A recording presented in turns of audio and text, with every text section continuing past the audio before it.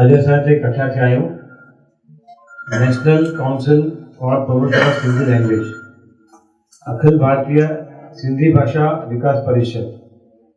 हिन संस्था जे पारां Sindhi linguistic minority educational institutions conference जेके बि संस्थाऊं हिंदुस्तान में सिंधी भाषा जा मैनेजमेंट हलाए रहिया आहिनि, उन्हनि सभिनी कॉन्फ्रेंस राष्ट्रीय इकट्ठा थिया आहिनि। तो हिंदुस्तान में हिते माण्हू आयल आहिनि। अॼु असांखे हैदराबाद सिंध बोर्ड जी तरफ़ां चङो ई सपोर्ट मिलियल आहे। उन्हनि सां गॾु असां इहो कॉन्फ्रेंस कयो आहे। मां NCPSL तरफ़ां कन्वीनर करे नियुक्त थियो आहियां हिन कार्यक्रम लाइ। असीं हाणे आयल श्री रवि जी जो सम्मान कंदासीं।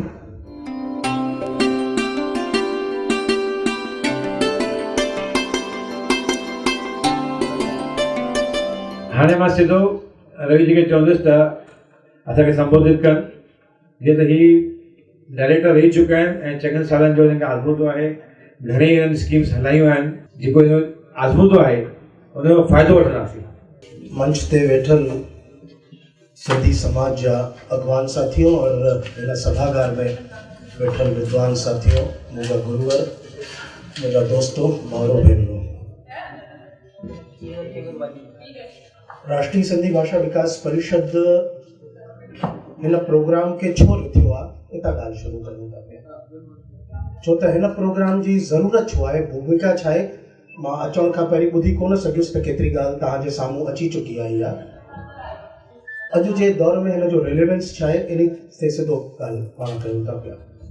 राष्ट्रीय सिंधी भाषा विकास परिषद जो जेको बुनियादु आहे या जेको पस मंज़र आहे, उहो तव्हां सभिनी खे ख़बर आहे त असांजे अॻवाननि विरांङे खां पोइ जॾहिं हिते लॾे आया त उन्हनि जे साम्हूं हिकिड़ी चिंता हुई त ॿोली बि बचाइजे। ॿोली सां आइडेंटिटी जुड़ियल आहे, पंहिंजी अस्मिता जुड़ियल आहे, सुञाणप जुड़ियल आहे।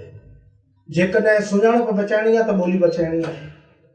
त उन सुञाणप बचाइण जे लाइ भारत सरकार जे साम्हूं सवले में सवलो उन ॾींहंनि में उन्हनि खे जेकी ॻाल्हि सम्झ में आई, उहा सम्झ में आई त ॿोली जो विकास कजे। भारत सरकार बि इन ॻाल्हि खे क़बूल कयो, उन्हनि खे बि इहा ॻाल्हि सम्झ में आई त सभिनि खां पहिरीं असांजे अॻवाननि छा कयो त संविधान में, आइन में सिंधी ॿोली शामिल थिए। हाणे जॾहिं संविधान में 8th शेड्यूल में सिंधी ॿोली शामिल थिए थी पई त ॿियूं बि ॿोलियूं आहिनि। 15th लैंग्वेज हुई असांजी और 21हों संविधान संशोधन बिल हुयो 67। इहे डाटा तव्हांखे सभिनी खे ख़बर आहे। पर जॾहिं संविधान में सिंधी ॿोली शामिल थिए थी, तस्लीम थिए थी पई, त इहा ॻाल्हि सम्झण जी ज़रूरत आहे साथियों, उन सां फ़ाइदा कहिड़ा, ठीकु आहे न। हाणे जॾहिं उन्हनि जा फ़ाइदा मुख़्तलिफ़ ॿियनि ॿोलियुनि जे लाइ तव्हां ॾिसंदा त किथे कंपेरेटिव स्टडी करणी पवंदी ऐं किथे तव्हांखे पंहिंजा वीचार पाण ॾियणा पवंदा। त भारत सरकार जे साम्हूं सिंधियुनि खे इहो मौक़ो, इहो वजू त मिलियो, पर छा सचपच 47 खां वठी 67 ऐं 67 खां वठी करे 2017 जेको आहे, एतिरा ॾींहं गुज़री विया त असां उन में अचीव छा करे सघियासीं। ऐं हींअर रिसेंटली हिकिड़ो डेवलपमेंट थियो आहे त व्हाट इज़ माइनॉरिटी, इन ते डिस्कशन चालू थियो आहे। असां सभु पाण खे चवंदा आहियूं त असां लिंग्विस्टिक माइनॉरिटी आहियूं। सभई क़बूल कयो था असां लिंग्विस्टिक माइनॉरिटी आहियूं, है न। असां घणाईअ में कोन आहियूं, असां घटि आहियूं, इन लाइ भाषाई सतह ते असां लिंग्विस्टिक माइनॉरिटी आहियूं। पर हिते उत्तर प्रदेश, मध्य प्रदेश, बिहार, गुजरात, राजस्थान और महाराष्ट्र खे छॾे करे जेके सॼण आया, मां उन्हनि जे साम्हूं हिकिड़ी सूचना ॾियणु चाहियां थो पियो त तव्हां उन प्रांत में एग्ज़िस्ट ई कोन कंदा आहियो। इहा तव्हांजे लाइ केॾी सरप्राइज़ जी ॻाल्हि आहे, आश्चर्य करण वारी ॻाल्हि आहे त तव्हां जेकॾहिं यूपी, दिल्ली, मध्य प्रदेश, राजस्थान ॿियनि प्रांतनि में रहो था पिया त तव्हां एग्ज़िस्ट कोन कयो था पिया। इहा वरी नई कहिड़ी ॻाल्हि अची वई। नई ॻाल्हि इन लाइ अची वई जॾहिं सेंसस रिपोर्ट तव्हां पंहिंजी ॾिसो था पिया, हर 10 सालनि खां पोइ सेंसस रिपोर्ट लागू थींदी आहे। त census report J point of view सां यस असां सिंधी आहियूं, पर जेकॾहिं असां लिंग्विस्टिक माइनॉरिटी कमीशन जी जेकी रिपोर्ट आहे इन में वधीक इंफॉर्मेशन मुंहिंजो भाउ मुंहिंजो दोस्त विजय राजवाणी हिते आयल आहे लखनऊ खां दिल्ली खां उहो एडवोकेट आहे, उहो वधीक उनजो रिसर्च कयल आहे, हिन ते उहो ॿुधाईंदो।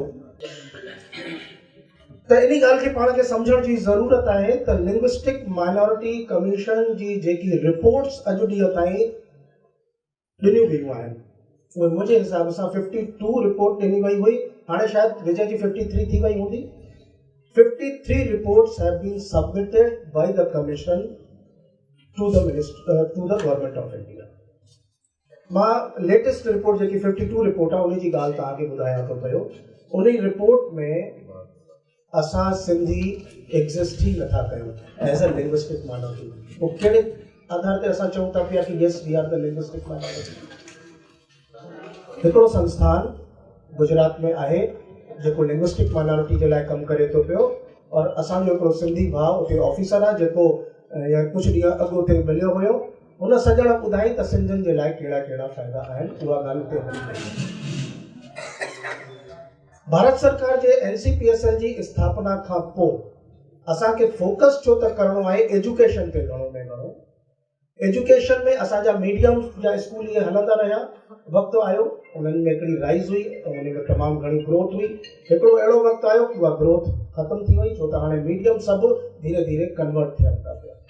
पर इहा ॻाल्हि मां अंडरलाइन करणु चाहियां थो पियो, हर हिकु दौर जी पंहिंजी हिकिड़ी विशेषता हूंदी आहे, ख़ूबी हूंदी आहे। तव्हां पाण ॾिसो, पाण खां पुछी ॾिसो कि जेकॾहिं तव्हांजे पुटणे धीअ MBA कयो आहे त छा 47 में MBA हुयो छा? त जेकॾहिं अगरि 47 में MBA कोन हुयो त अॼु MBA आहे। अॼु MBA आहे त ईंदड़ 50 सालनि खां पोइ MBA रहंदो छा? ज़रूरी कोन्हे। त नवां कोर्स डेवलप थींदा, नवां कोर्स थींदा रहंदा, वक़्त ऐं डिमांड जे अनुसार डिमांड ऐं सप्लाई रूल एजुकेशन ते लागू थींदो आहे। त असां जेके Sindhi linguistic minority educational institutions हलाए रहिया आहियूं उहे पाण केतिरा सुजाॻ आहियूं, इहा ॻाल्हि अॼु ते ब्रेन स्टॉर्मिंग थिए रही आहे।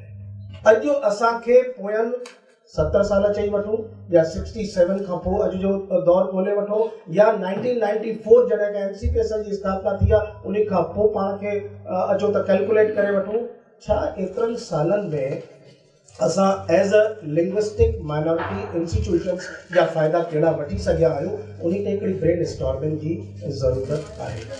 मुंहिंजे साम्हूं हिकिड़ो ministry of human resource development जो हिकिड़ो बंच आहे पूरो, इहो नेट ते अवेलेबल आहे सॼो। इन में केतिरा इंस्टीट्यूशंस आहिनि, कहिड़ा इंस्टीट्यूशंस इन में ठही सघनि था पिया, इन इंस्टीट्यूशंस जी इन में ॻाल्हि कयल आहे। पर उन खां पहिरीं वरी वापसि ॻाल्हि उते मां कनेक्ट कंदुसि जिथां ॻाल्हि विच में सिरो टुटी पियो, त माइनॉरिटीज़ केरु आहिनि।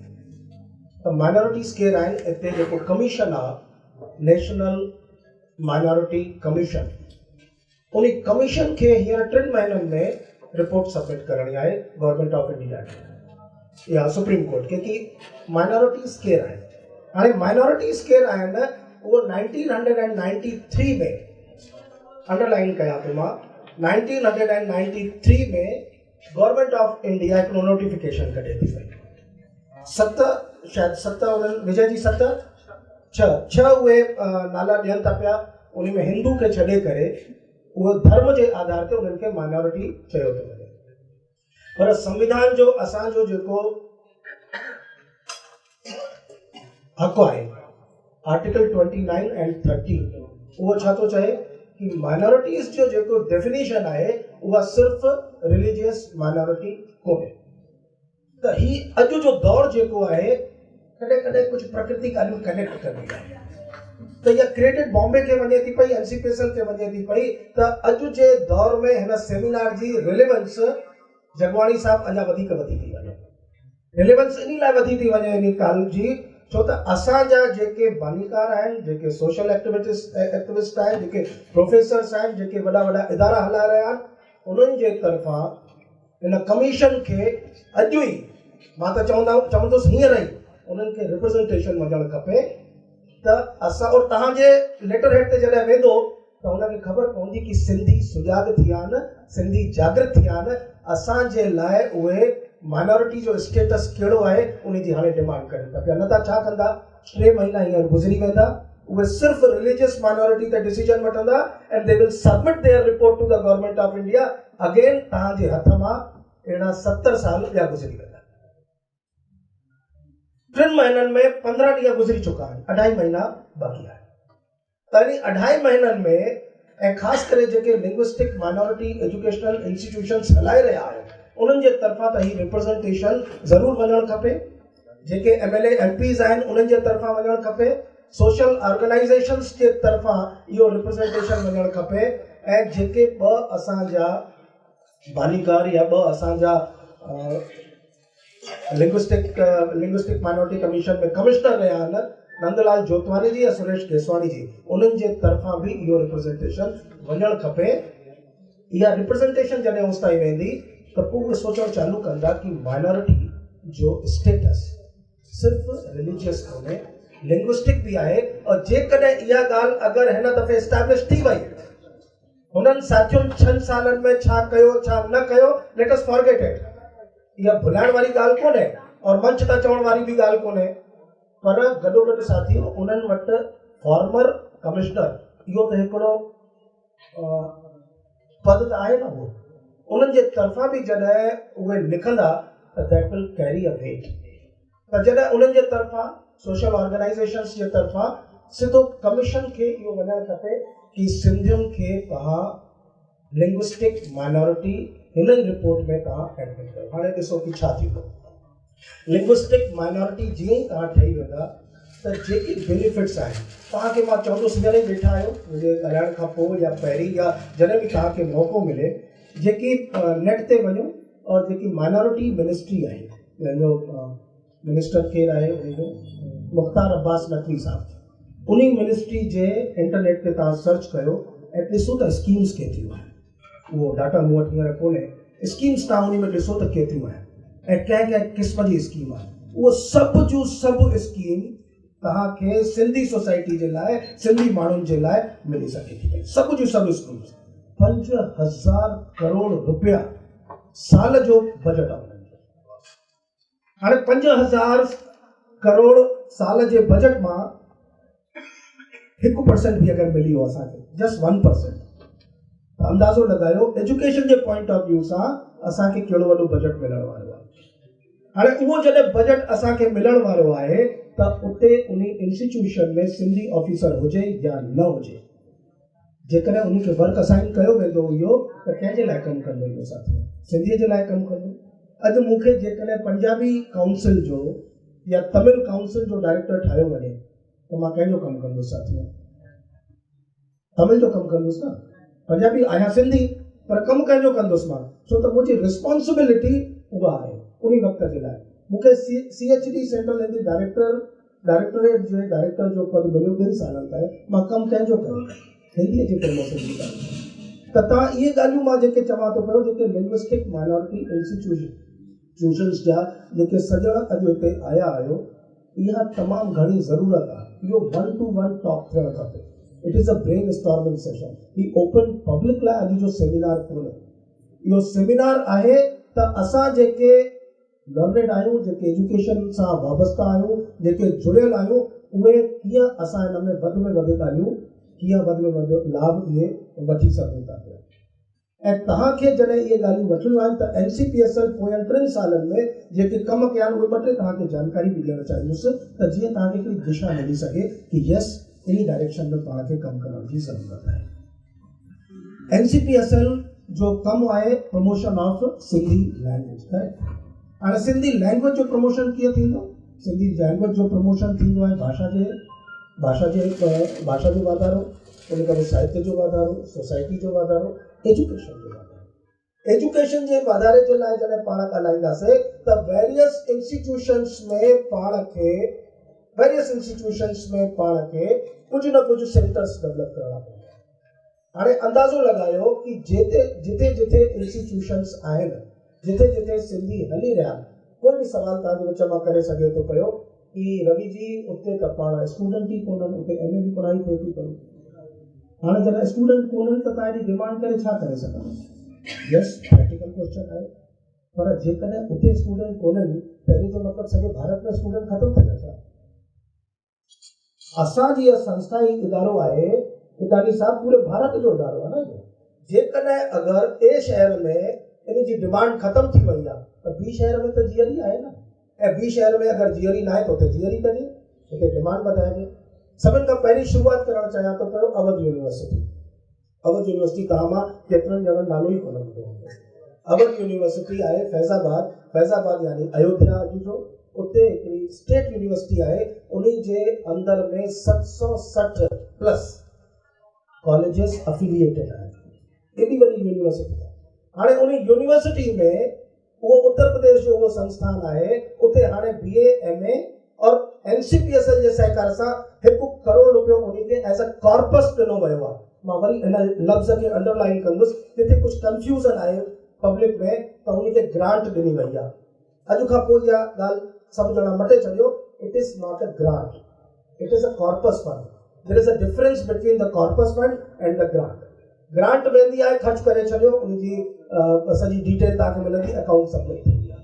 कॉर्पस माना उन जो पूरो जेको व्याज आहे उन व्याज सां एक्टिविटी हलंदी। त जॾहिं हाणे उते एक्टिविटीज़ चालू थियनि थियूं पियूं त तव्हां अंदाज़ो लॻायो फैज़ाबाद जहिड़े शहर में जेके आस पास में एतिरी सिंधी पॉपुलेशन रहे थी पई, त उते सर्टिफिकेट कोर्सेस चालू कहिड़ा थियनि था पिया ख़बर अथव? उते बि इंग्लिश मीडियम पढ़ाई हलंदी आहे, उते बि हिंदी मीडियम पढ़ाई हलंदी आहे, उते बि उहे ॿार आहिनि। पर सिंधी ॿार Sindhi for Sindhis, Sindhi for half Sindhi ऐं सिंधी फॉर नॉन सिंधी। जॾहिं असां सिंधीअ जे प्रमोशन जी ॻाल्हि कंदासीं त पाण खे इहे 3 ट्रैक ध्यान में रखणा पवंदा, 3 लेयर्स पाण खे इहे ध्यानु रखणी पवंदी। जॾहिं स्कीम्स ठाहींदासीं सिंधी फॉर सिंधीज़ अलॻि माइंड सेट सां ठाहींदासीं।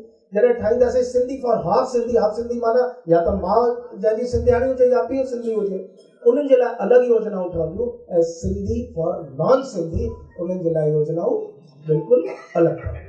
त हाणे उते जेको कोर्स हले थो पियो, certificate course in history of Sindh, असां पाण मां इहा ॻाल्हि चैलेंज कयां थो पियो, ऑल्दो प्रोफेसर चैलेंज लफ़्ज़ इस्तेमालु न कंदा आहिनि, पर मां तव्हांजे साम्हूं जाॻाइणु चाहियां थो तव्हां सभु, छो त हिते अॼु उहे समाज जी क्रीम ते वेठा आहियो जेके कुझु न कुझु वञी कमु करण वारा आहियो। तव्हां पाण खां पुछी ॾिसो त सिंध जे इतिहास जे बारे में असांखे जानकारी केतिरी आहे। मां पाण खां पुछी ॾिसां थो पियो एज़ अ प्रोफेसर कि सिंध जी तारीख़ जे बारे में मूंखे जानकारी केतिरी आहे। असांजे सिंध जे सिंधियुनि खे अगरि सिंध जी तारीख़ कोन ख़बर आहे त कोई पंजाबी अची करे सघंदो, तमिल सघंदो, उड़िया मराठी गुजराती पंजाबी अची करे न करे सघंदा। पहिरीं पाण त उहो जुनून पैदा थिए और मूंखे सिंध जी तारीख़ ख़बर पए।